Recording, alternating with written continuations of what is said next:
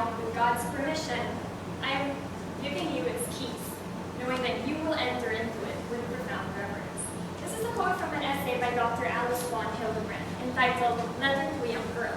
And in case you guys didn't catch it, this is actually a disguised sexual reference. It's about a woman who's talking to her husband on their wedding night, telling them that I have kept myself a virgin for you, out of love for you. And you know what? The words are really flowery. I mean, calling your virginity a garden, it's weird. And when I first heard it when I was in junior high, I laughed. But as strange as it is, as strange as the words are, I have to admit that I agree wholeheartedly with the sentiment behind it. Good afternoon, Ma'am Barrett. Good afternoon, ladies and gentlemen. I'm here to talk to you today about a virtue that is very close to my heart. I'm here to talk to you today about a virtue that I've been taught ever since I was a little girl. And it's basically the only reason that my parents trust me enough to let me sleep over, like, with my guy best friends, until, well, today. Ladies and gentlemen, I'm here to talk to you today about the virtue of chastity. Let me assure you first, I see your eyebrows raising and your eyes kind of going, really? She's really going to talk about chastity to us? Well, yes, but let me assure you, I'm not trying to convert you. I'm simply here to inform. And all I can ask for, I know, I can see it in your faces, but all I ask for the next 8.5 minutes is one thing.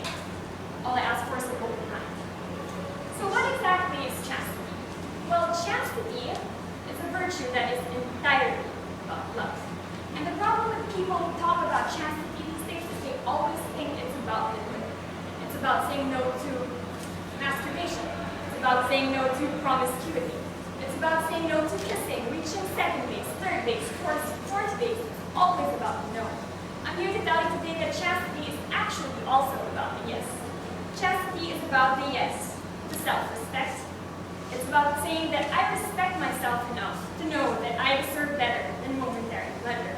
It's about saying yes to respecting others enough to know that they are worth the wait. They are humans and they deserve not to be treated as objects, but as people. Chastity is essentially about saying yes, and at the root of that deep self-respect is love. What's the problem here, ladies and gentlemen? Well, love is hard to find. I mean, I'm not kidding. It's why we have unrequited crushes, broken hearts. It's why we end up singing like all these emotional songs like Beautiful Goodbye, or when we get drunk with our friends and we're like, why doesn't he love me? Why doesn't she love me? Why don't they like me back? It's hard to find. And when you're having that time when it's hard to find, you tell yourself, you know what? Maybe I don't need love. Maybe I'll settle for less. Maybe I'll settle for lust. But you know what?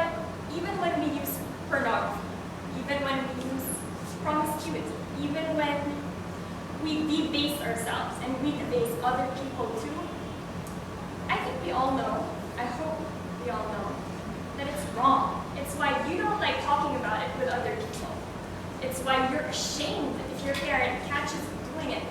It's why you especially don't talk about it with members of the opposite sex. I can see the boys and they're like, yeah. But see, because the thing is, deep down, you know it's wrong. And you know what?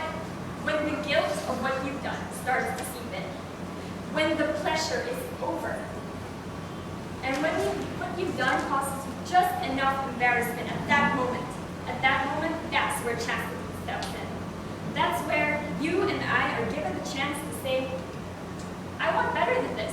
I deserve better than this. This isn't making me happy. In the long run, this is just, I don't even know what I'm doing. It's a moment, it's a flicker of pleasure. And you know what? Deep down, you know that that's not what you want.